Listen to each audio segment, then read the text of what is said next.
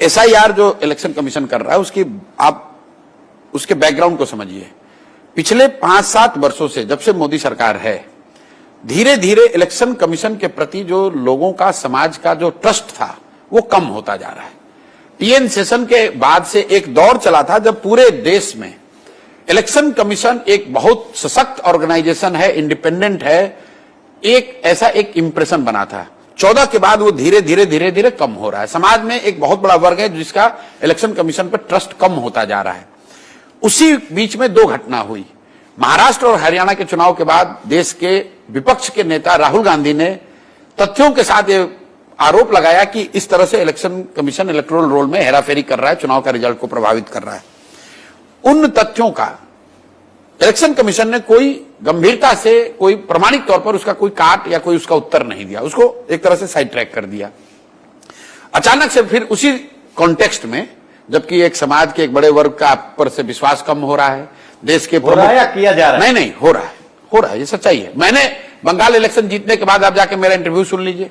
2 मई 2021 को मैंने कहा कि अगर इलेक्शन कमीशन इम्पार्शियल होता तो भाजपा को बंगाल में 75 नहीं 50 से कम सीट आता। तो ये जनरल परसेप्शन है और हवा में नहीं है, उसकी वजह है।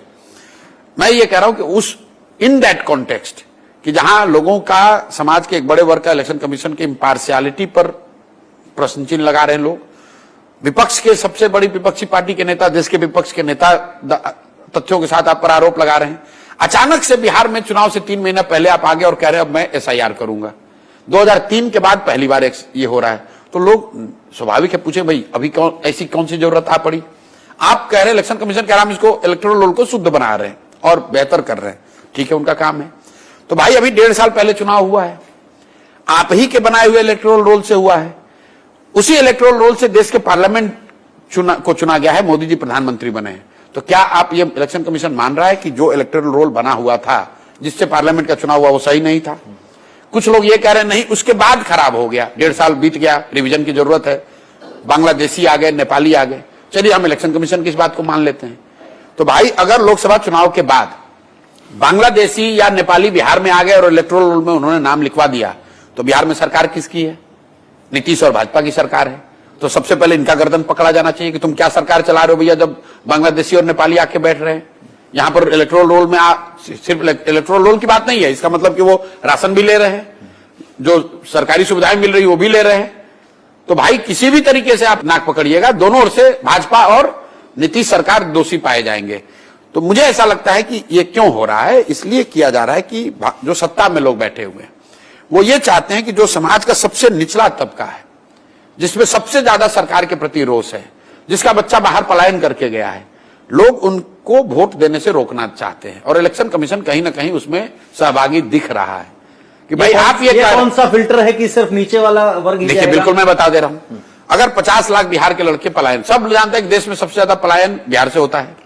50 लाख बिहार के लड़के अगर बाहर काम कर रहे हैं, वो सब इलेक्शन के समय में, दिवाली में, छठ में लोग घर आते वोट देते, उनका इलेक्टोरल में नाम है। अब आप उनसे कागज मांग रहे हो, तो भाई वो लड़का तो अभी कोयम्बटूर में है, सूरत में है, वो कैसे देगा? आप कह रहे हैं ऑनलाइन कर दो। अब बताइए जो 10,000 रुपए 12,000 रुपए के लिए जो कश्मीर में टनल बना रहा है, सूरत के किसी सिरेमिक फैक्ट्री में काम कर रहा है, मोरबी में, कोयम्बटूर के किसी पटाखा और कपड़े के फैक्ट्री में काम कर रहा है, वो बेचारा कैसे ऑनलाइन सब सबमिट करेगा? कहां से करेगा? और नहीं करेगा तो उसका नाम कट जाएगा। इसलिए लोग हल्ला मचा रहे हैं। बाढ़ की स्थिति है, कोसी का एरिया है जहां पर करीब करीब 20 से 25 लाख लोग पिछले कई दशकों से नोमैडिक लाइफ जी रहे हैं। मतलब साल में 3 बार उनका घर बदलना पड़ता है। बांध के अंदर का जो एरिया है, उनके पास कहां से पेपर आएगा? अभी बाढ़ आया हुआ है, जिनके लोग अपना घर द्वार छोड़ के भागे हुए, वो कहां से बेचारा पेपर लाएगा? और आप कह रहे भाई 1 महीना में पेपर लाओ। भाई ये क्या हराकिरी है? ये इलेक्शन कमीशन, जब वोट देने लोग आएंगे, आप सारी ताकत लगा लीजिए, सारा फोर्स लगा लीजिए, लोग डॉक्यूमेंट लेकर आएंगे, उस समय चेक कर लीजिए। ये रिवीजन की एक नई व्यवस्था आपने क्यों बनाई है? और अगर आपने जो कहा अभी, आंकड़े जो आपने बताए, इतने लोग मर गए, इतने लोग चले गए, 65 लाख का आंकड़ा जारी। अरे भाई ये कहां, ये कौन, ये इलेक्शन कमीशन कह रहा है? हाँ, बिल्कुल आधिकारिक आंकड़ा। अरे भाई तो कहां बता रहे हैं, नाम कहां जारी कर रहे हैं? उनका कहना है कि 12 पार्टियों को लिस्ट दी गई। नहीं, रुक जाइए। हमने पहले कहा कि अगर इलेक्शन कमीशन इसको कर रहा है तो डेली बेसिस पर वो वेबसाइट पे जारी कर दें किनका नाम हटाया जा रहा है, ताकि लोग देखे तो कि किसका नाम कट रहा है। आप उसको रोल अप करके 12 लाख 15 लाख 50 लाख क्यों बता रहे हो? लोगों को दिखेगा कि किसका नाम कट रहा है। जिनका नाम कट रहा है ये बताए इलेक्शन कमीशन उसको बाइफरकेट करके कि किस कंस्टिट्यूंसी में, किस जिले में, किस लोकसभा क्षेत्र में, किस विधानसभा क्षेत्र में कितने नाम काटे गए, किस गांव किस पंचायत से नाम कटे, किसके नाम कटे।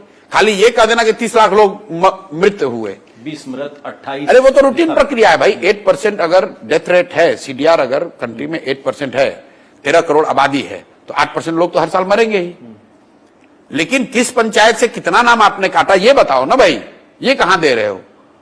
ये तो बिल्कुल ही गलत है। लेकिन मैं अंत में एक बात कहूंगा, इलेक्शन कमीशन चाहे जितना जोर लगा ले, आप चाहे वोटर लिस्ट से नाम ऊपर नीचे कर लो या पार्टियां बूथ कैप्चर कर लें, जब लोकतंत्र में पब्लिक आपको हटाने पर आ जाए ना तो कुछ चलता नहीं है।